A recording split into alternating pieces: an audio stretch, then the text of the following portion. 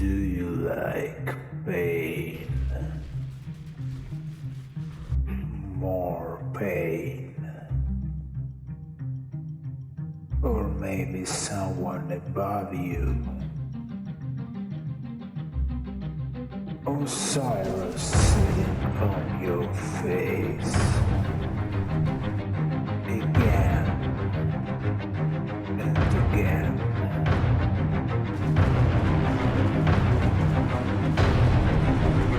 Then this is a build for you.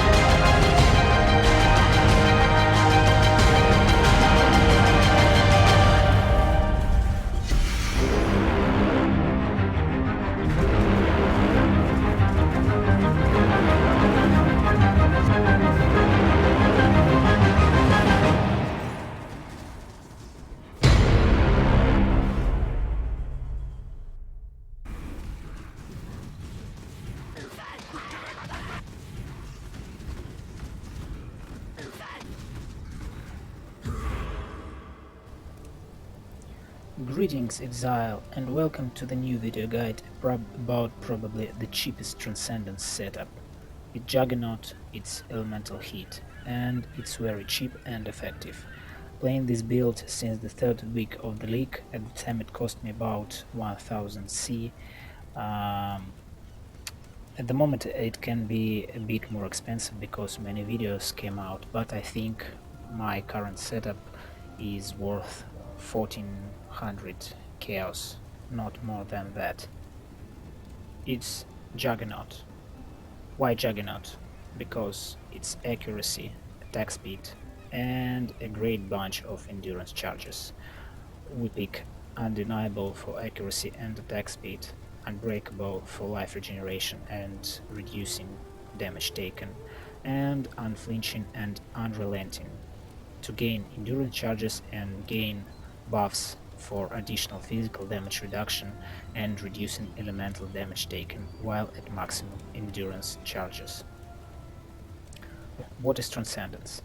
It gives us the opportunity to mitigate damage, to mitigate elemental damage by our armor, and when you have 90% physical damage reduction, you're probably unkillable.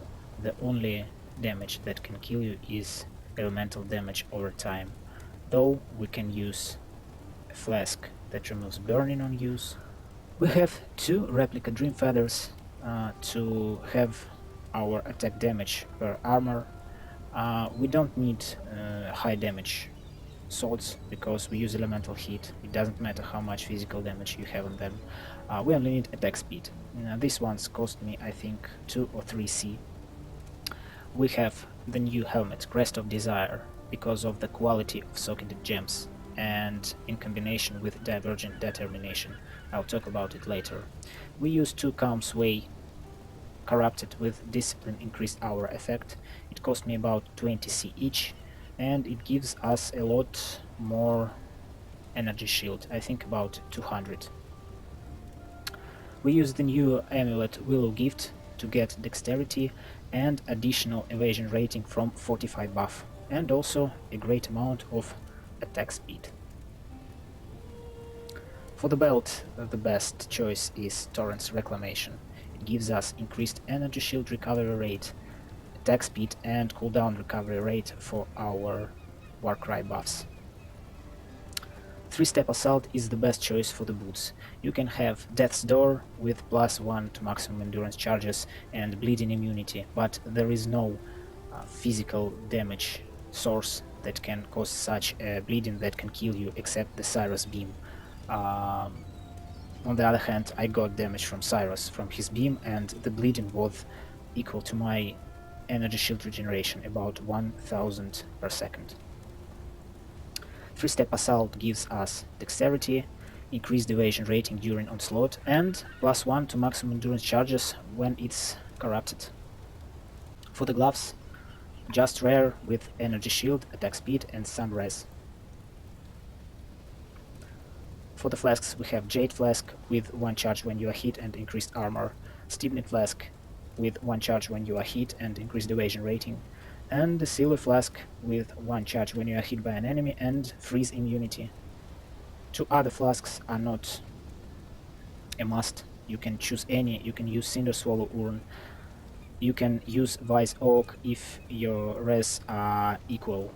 But I use Basalt Flask with Ignite immunity and Quicksilver Flask with Bleeding immunity. Our main setup is Elemental Hit, damage on full life, multi-strike, close combat, elemental damage with attacks, and Awakened Ancestral Call for mapping, and you can swap it for Ruthless on bosses, but I don't really do that because the amount of damage is enough. In the helmet we have Divergent Determination that gives us % of evasion rating as extra armor, and this helmet gives us 50% to quality of circuited gems if it's top roll. This one I got probably for 30C, and it doesn't matter how much level it gives to your gem, you just need to focus on quality. For the Warcry support we have Enduring Cry, increased duration, second wind, and anomalous efficacy for increasing skill effect duration. That's why in combination with this circle of deep breaths we have our Enduring Cry buff about 4.4 seconds and the cooldown time about 4 seconds. So we always have our Enduring Cry buffs. And Call to Arms gives us the ability to use Warcry instantly. For auras we use Discipline, Determination, Grace, and Vitality level 20. We link Grace, Blood Rage, and Ancestral Warchief with Empower support to gain additional evasion rating, additional attack speed from Blood Rage, and more buff from Ancestral Warchief. We also use Fortify plus Lip Slam to gain our Fortify buff, and in combination with Willow Gift it gives us more evasion, and self-casting Elemental Weakness. Also we self-cast Molten Shell. We are not typical aura stacker, so we use only 4 medium cluster jewels and 4 small cluster jewels. We need to reduce our Determination and Grace mana reservations, so we need 2 jewels with Stalwart Commander and Sublime Form, here and here, and we need 2 jewels with Stalwart Commander and Uncompromising. So it's about medium cluster jewels with increasing effect of non-curse auras. For small jewels we use Stalwart Commander all the time.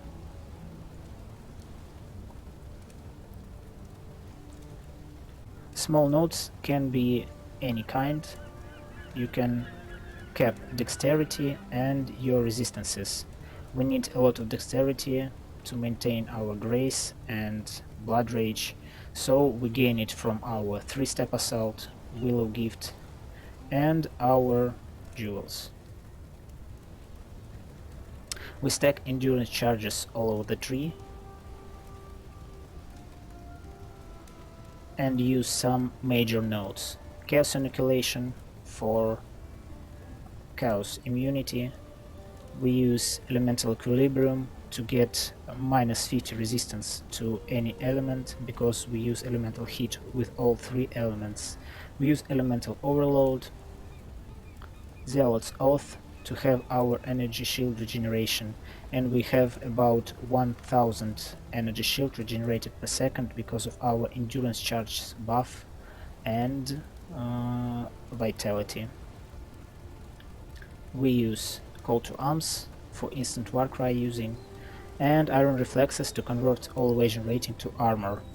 Also, we use Skin of the Lords with Wind Dancer, and Wind Dancer gives us more evasion. For Jewels, we have cheap Jewels with Dexterity and increased armor if you haven't killed recently. As you can see, in our hideout we don't even have our res kept. We have plus 60 to all elemental resistances with our all endurance charges up, but even with this plus 60 we don't cap our lightning res and we don't need it. For our Pantheon we use the Soul of Lunaris and Soul of Grootcool for additional physical damage reduction, and then we don't need to use a Basil Flask. If you use it, you can choose Soul of Solaris, for example, or Soul of Arrakali, and for minor gods you can have Soul of Tukahama with additional life regeneration while stationary. In the path of building we have 7.7 million Shaper DPS, it's an average and it's quite enough.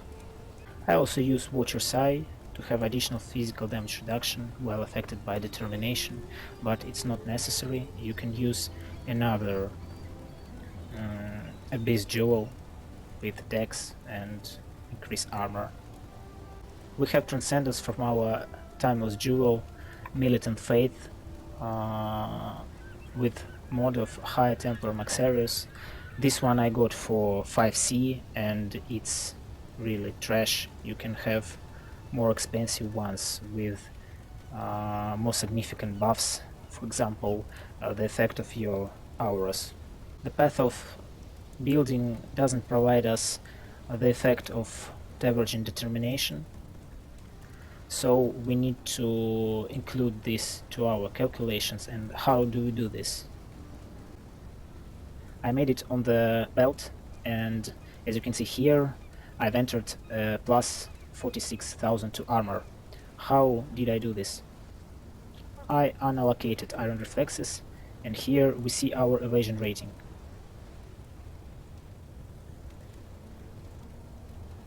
And we have 35% of its value of an additional armor. And we have about 48,000 armor, additional armor, and we have it here. Then we allocate Iron Reflexes back, and we have 1.6 million armor, which is enough to survive and to kill all the content. Thank you for watching, enjoy the build, like and subscribe for more content. Feel free to leave your comments in the commentary section and ask questions. Finally, after 7 years of playing, since the release with a short break, I've decided to make some interesting content. See you soon in the next videos.